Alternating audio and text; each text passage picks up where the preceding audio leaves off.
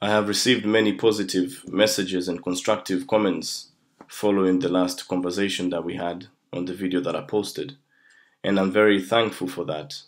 And I'm very encouraged to see that there are many Rwandese people who feel the same way that I feel. Many young people who feel that indeed we have to stand up and to speak and to expose the things that are going on in Rwanda, to speak up for the people who don't have a voice in Rwanda, those people who feel that if they speak, then they'll be endangering their lives. Thankfully, we are in a place where we can speak freely. And someone asked me, what is it that drives you? Why do you feel the need to come up and to speak and to try and raise awareness about these things? And for me, it comes from, there's a scripture which I read in the Bible, in James chapter 4, verse 17. And this says that to him who knows to do good and does not do it, to him it is sin. And so for me, I know that exposing the evil that goes on in my country and speaking up for those who don't have a voice is doing good. And so if I don't do it, personally for me, I feel that it is sin against God. And so that's what drives me, that's what pushes me. And the love for my country and the love for my people. And the fact that I want to see a nation which is reconciled. And at the moment, some of the things which are happening in our country are not leading to reconciliation. They're not leading to a country which can stand up and become a country that is an example in a region. And have a government that is an example in a region. Not for the bad reasons and not for the evil that it is capable of doing, but for the right that it can do for its population.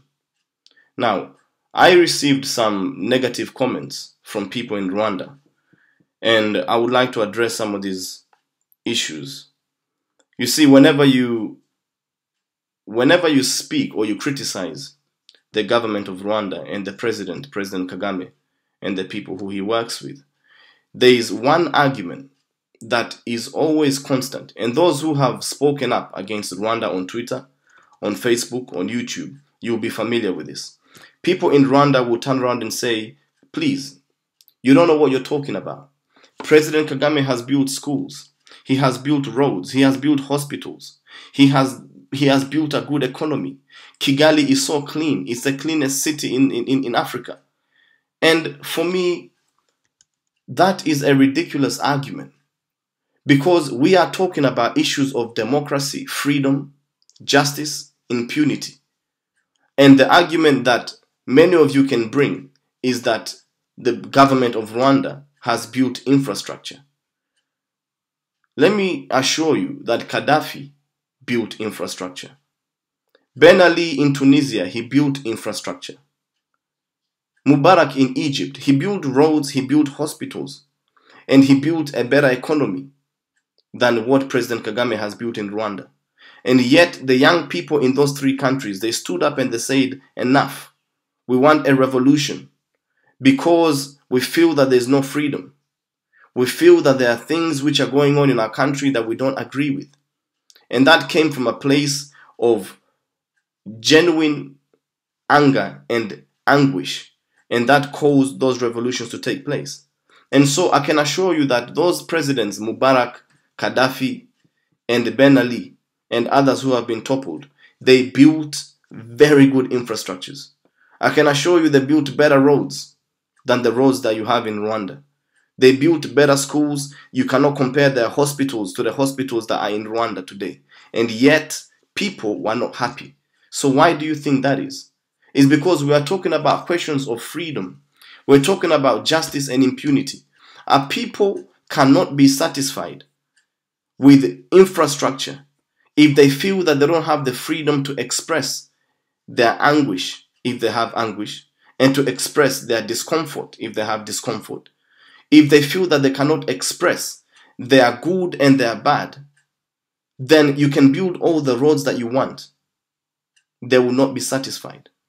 And again, I will let you know that some of you people who like to speak about Rwanda being this great success story is because you are enjoying the success story. You are the ones who are enjoying the infrastructure.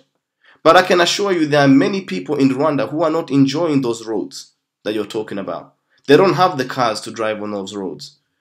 There are many people in Rwanda who are not enjoying the economy that you are talking about. And you can turn around and say to me, how do you know these things? You don't live here.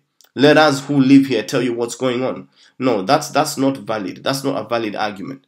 And I realize that many people from Rwanda, they like to say this whenever anyone outside criticizes what is going on in Rwanda. I will let you know that many of us travel to Rwanda and we know what's going on in Rwanda. And for me personally, I'm writing a PhD thesis on transitional justice in Rwanda and in the Great Lakes region. And as a part of my research, I've spoken to countless numbers of Rwandans. And it's the same conclusive analysis that I come up with at the end of that research, that people in Rwanda are not free to talk. People in Rwanda, those who are a little bit brave to talk, when they tell you what's going on in Rwanda, it contradicts everything that you argue on Twitter and everything that your government, through its PR machine, tries to sell to the West and tries to sell to some of us in the diaspora, that everything is going on in Rwanda. Things are not going on well in Rwanda.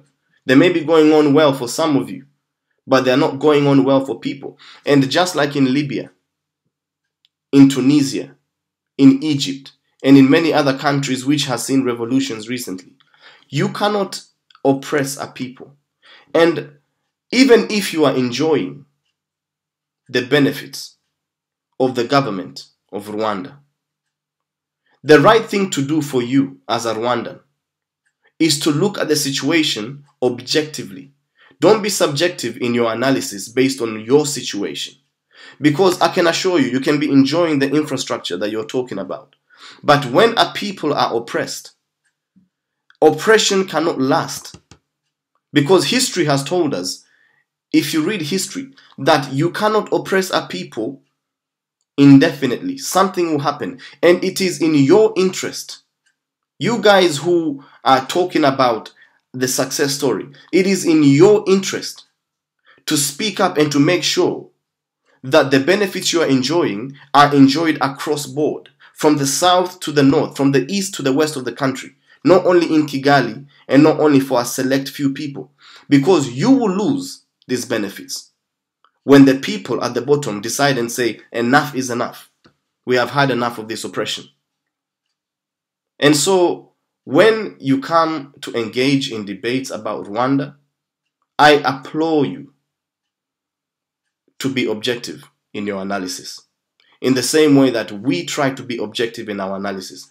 And I do have to take responsibility because I've had some comments that I get emotional in the way I spoke in the last video. And I agree, and I take that on board. We don't have to get emotional when we debate things of Rwanda. Sometimes we get emotional and our anger can show. And that's not right. Perhaps, for me anyway. It may be right for other people. But we all, on all sides, need to come to the table and debate objectively. It's not about partisanship. It's not about my people, your people. It's not about we in Rwanda, you in diaspora. We need to have a solution to the problem, because clearly there is a problem. Because if there wasn't a problem, I wouldn't be here speaking. And many other people who speak about the things that are going on in Rwanda would not be speaking. And so it is imperative and it is our duty, especially as young people, as young Rwandese people, abroad and in Rwanda, to engage in an objective debate, to engage in a debate that is based on truth, a debate that is based on fact, a debate that is outside our own circumstance. Some people in Rwanda, when they criticize some of us who speak, they say that we are hungry, we are only looking for money.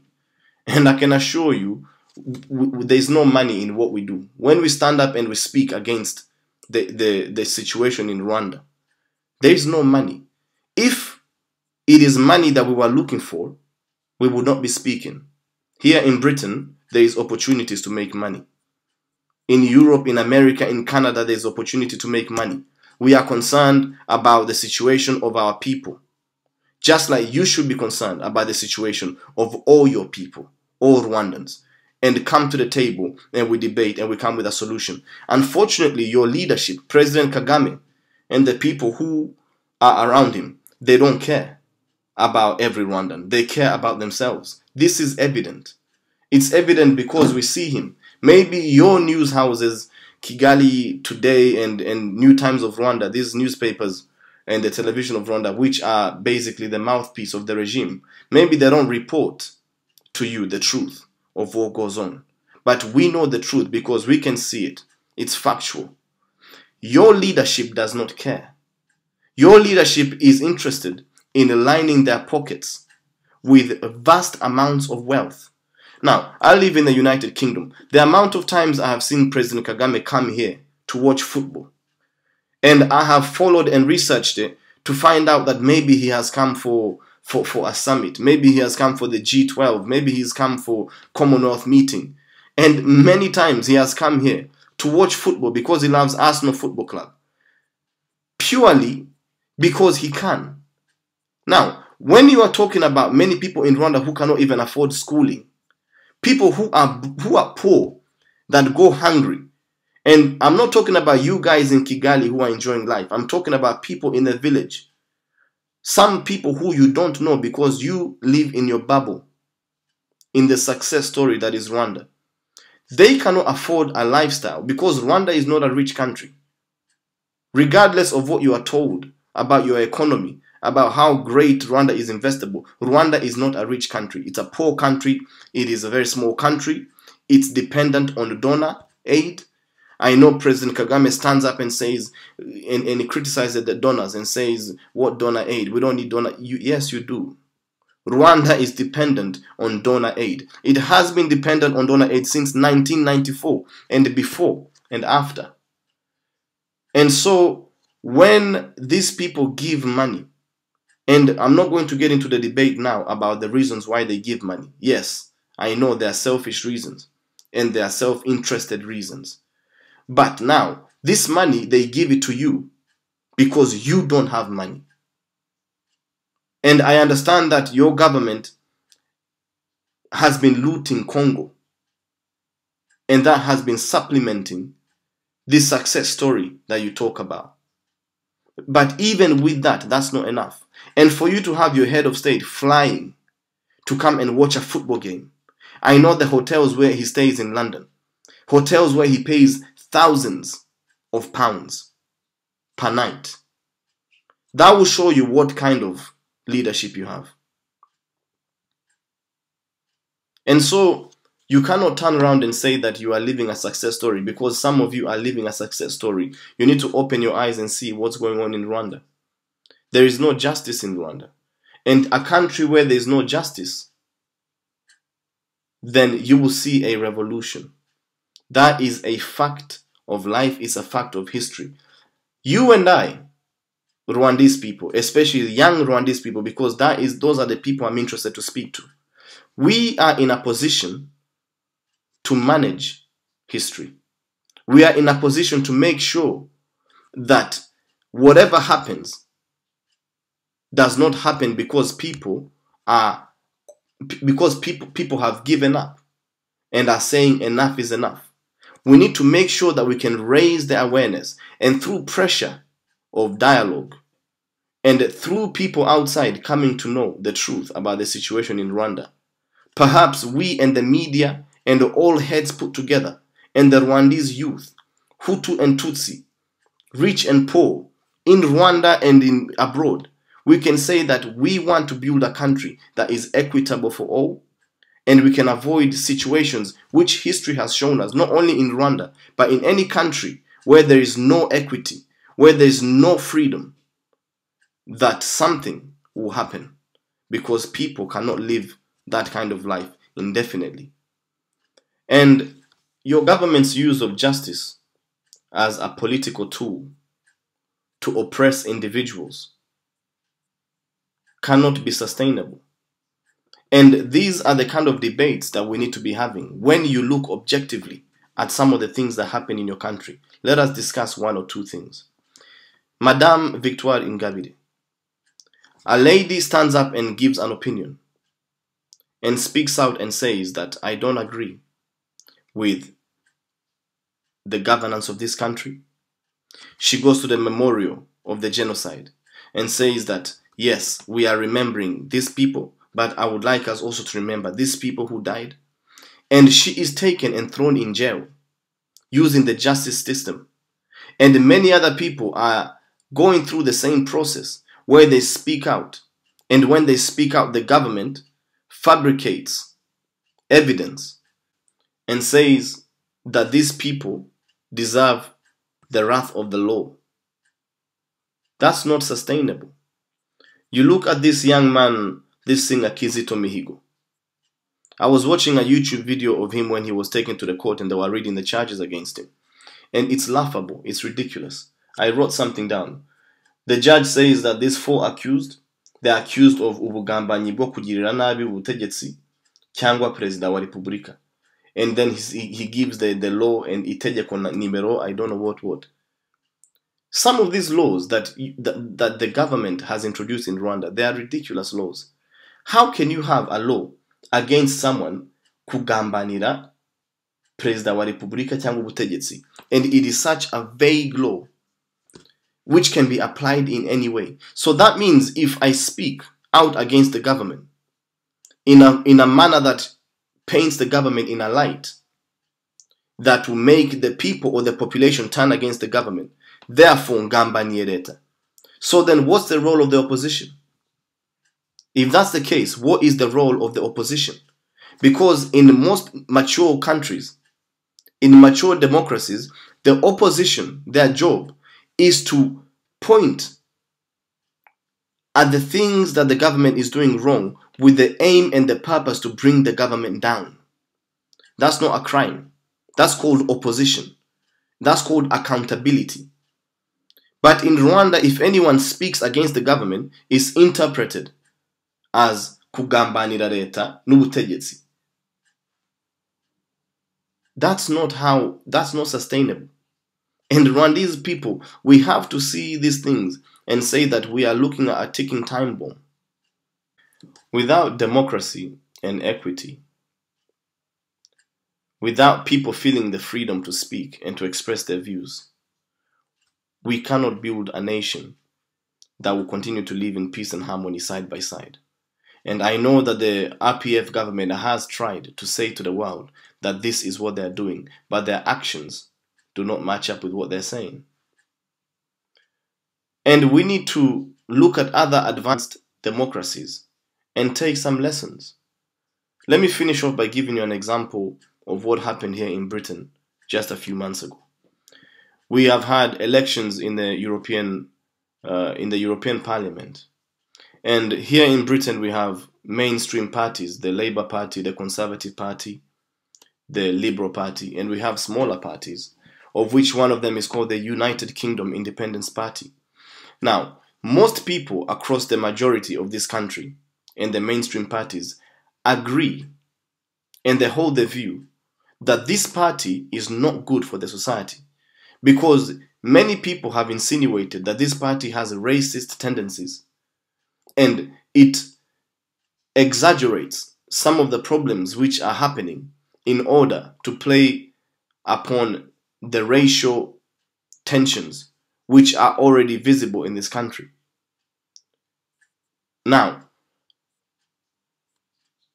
because this country is a democracy and because people are mature in this democracy, they say that we don't agree with what you're saying.